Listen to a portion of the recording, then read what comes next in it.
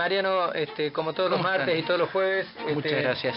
Hoy, ¿qué tenemos para hoy? Bueno, un poco reforzar lo que decían ustedes al principio del programa y seguir un poquito en esa línea. Ayer ha sido un día histórico para la región, en realidad.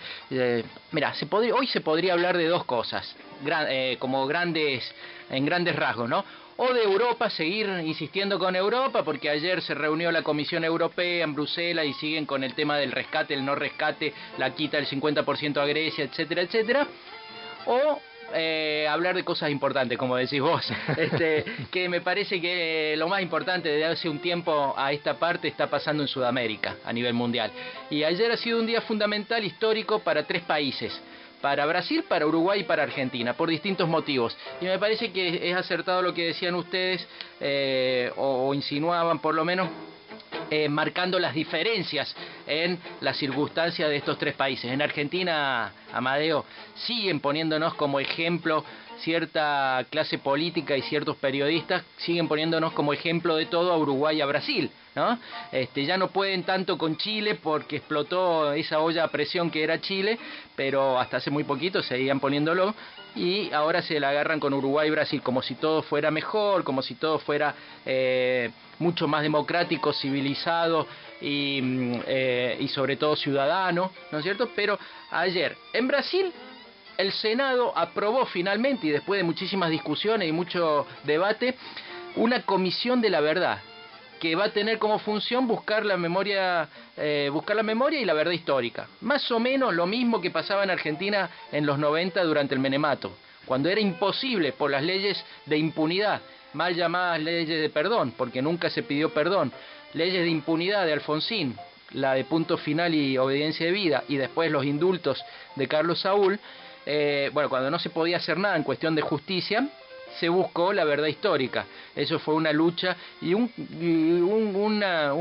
gran logro de los organismos de derechos humanos y de cierta justicia federal que aceptó, digamos, sin implicancias desde el punto de vista penal, pero decir, bueno, los familiares, los interesados tienen derecho a conocer la verdad de los hechos. Ahora, la sensación que tenía con esta comisión brasilera es que se parecía más al Nunca Más de Argentina. Es una comisión parlamentaria. O sea, tenía la sensación más bien que era...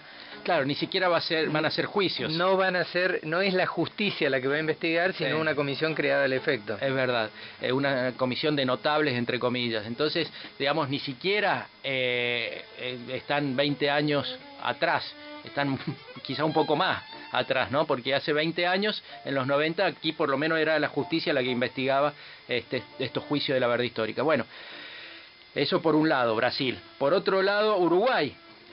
Anoche, ya de madrugada, en la madrugada de hoy, finalmente la Cámara de Diputados aprobó por escasísimo margen esta ley que implica la imprescriptibilidad de los delitos de lesa humanidad de la dictadura. ¿Por qué es esto? Porque en Uruguay existía una ley de amnistía llamada Ley de Caducidad del año 86 que cerraba las puertas a cualquier tipo de juicio por la verdad histórica, juicio con connotaciones penales o cualquier cosa. Como el punto final en Argentina, digamos, una impunidad ley total. Una ley que establecía que no se investigaba más. Que no se investigaba más. Eso es interesante, Amadeo, lo que decís vos. En algún punto son peores. La ley de punto final es peor que el indulto. Porque la ley de punto final lo que dice es no investigamos más, cerramos la puerta, no nos importa como sociedad, como Estado, como nación, saber de estos delitos de lesa humanidad, de este genocidio. El indulto no cambia la carátula de delincuente o de genocida al genocida. Lo único que hace es sacarlo libre. Es una vergüenza, pero peor es ni siquiera querer saber qué pasó. Bueno, es una acotación nada más, pero anoche entonces esta ley que fue votada por los diputados del Frente Amplio y la oposición del Partido Colorado y el Partido Blanco viene a completar la aprobación del Senado de anteayer, ¿no? Y abre la puerta a que se pueda investigar, que se pueda juzgar los delitos de lesa humanidad. También, Uruguay recién está empezando un camino que Argentina, imagínate, ya lleva por lo menos 8 o 9 años, y que ayer también, en un día histórico, por lo menos por lo que significa como emblema esa causa en particular, la ESMA y Astis como símbolo, digamos. Costa, Astis. Mirá que Francia, por ejemplo, acaba de anunciar el gobierno de Francia, el gobierno de Sarkozy, que lo que pasó ayer en Argentina es un ejemplo mundial en la búsqueda de la justicia. Recordemos que Astis estaba pedido por Francia por el crimen de las monjas francesas, ¿no? Y el reclamo era precisamente, durante la década del 90, era como ocurrió con el juez Baltasar Garzón en España, etcétera. El planteo era, si ustedes no lo juzgan, nosotros sí queremos juzgarlos, ¿no? Francia, incluso Italia tomó casos emblemáticos, sobre todo de algunos cordobeses, sobre todo de Luis Alberto Fabri, un desaparecido de la dictadura, para juzgar a algunos de los genocidas. Francia, Italia, España lo hicieron cuando no se podía en Argentina. Si me permitís, Mariano, y a propósito, porque tiene que ver obviamente con lo que estabas hablando vos, el juicio a la ESMA, la sentencia, la condena y las prisiones perpetuas que se conocieron ayer, entre otros represores, a Astiz, Acosta, Pernías y Cavallo. Está en línea una de las víctimas de la ESMA que estuvo ayer en el juicio, Miriam Lewin. Miriam, buen día. Gracias por atender a Radio Universidad de Córdoba. ¿Cómo estás? No, gracias a ustedes. Estoy bien, para nosotros es una reivindicación histórica y es un orgullo como argentinos, porque si nosotros nos ponemos a mirar qué es lo que sucede en la Argentina y salvo en la Argentina, en el mundo, hay un grado de impunidad importante para los genocidas, ¿no? Nosotros nos podemos fijar en lo que está pasando en España. Todavía no se ha hecho justicia con los crímenes del franquismo. Ayer recién cayó la ley de caducidad en Uruguay. En Sudáfrica también la realidad dista mucho de haberse hecho justicia con los asesinos del apartheid. De manera que para nosotros que esa concentración maligna que había ayer en pocos metros cuadrados en el recinto haya tenido su castigo es una gran reivindicación a la memoria de los que ya no están, que no van a volver, a la memoria de las monjas francesas y un estímulo para que todos los que luchan por encontrar a los hijos robados, para encontrar los restos de los desaparecidos, para que se sepa la verdad de lo que hicieron con ellos, creo que es un gran impulso.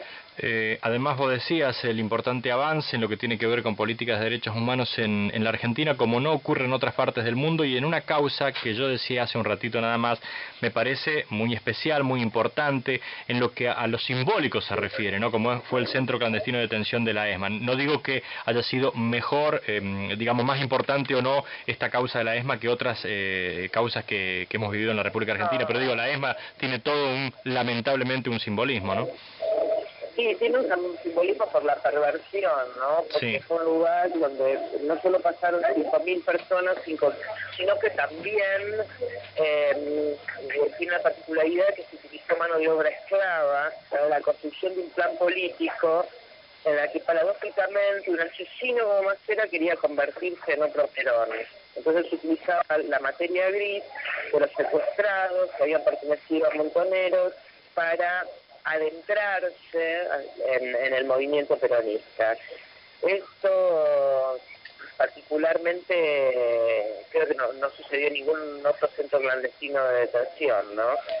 Esa cuestión del trabajo esclavo, masivo, porque fuimos cientos los detenidos que fuimos obligados a cumplir funciones a cambio de una posibilidad de sobrevida. En ese lugar lo particularmente maquiavélico de ese lugar, más la personalidad tan particular del psicópata del Tigre Acosta, la perversión de Astiz, infiltrándose en el grupo de familiares de desaparecidos de la Santa Cruz, entregando a las monjas francesas. Todo esto lo hace, como ustedes decían, paradigmático. Miriam, te quisiera preguntar una cosa que la verdad siempre me pregunté y nunca tuve oportunidad de charlarlo, sobre todo con alguien que haya sido víctima. En los campos del nazismo hay mucha diferencia entre los campos de trabajo, los campos de concentración y los campos de exterminio, y también en la ubicación de ellos. Hay campos como Auschwitz o Treblinka que están escondidos en medio de los bosques, y hay otros como Passau, por ejemplo, que están en el medio de una, o Majdanek, que están en el medio de una ciudad. En Córdoba, por ejemplo, el D2 está en pleno centro, y La Perla está escondida, justamente. La ESMA era un centro de trabajo esclavo, como estás diciendo vos, un centro de concentración y un campo de exterminio también, pero tenía esta particularidad, que estaba en el medio de la ciudad, como queriendo dar un mensaje terrorífico a la sociedad, ¿no? Sí, no solamente la ESMA, había muchos otros centros de detención que estaban en el medio de barrios. El primer centro de detención en el cual yo fui secuestrada, que es el centro aéreo, de la Fuerza Aérea, está en el barrio de Monserrata, a 2 cuadras del Departamento Central de Policía, por si queda una duda de que toda la ciudad de Buenos Aires era una zona liberada. Sí, no les importaba nada, no les importaba nada porque tenían todo el poder, y si alguien se daba cuenta, reaccionaba aterrorizado, y no había, además, a dónde hacer la denuncia. ¿A dónde iban a ir? ¿A la comisaría? O sea, era así, esto era así. Miriam, me imagino cuántas sensaciones, cuántos recuerdos ayer, ¿no? Allí en la sala de audiencias. Sí, por un lado mucha tristeza, porque me venían todas las caras de los compañeros que ya no están, las chicas embarazadas, que me mostraban orgullosas sus bebés y después fueron asesinadas.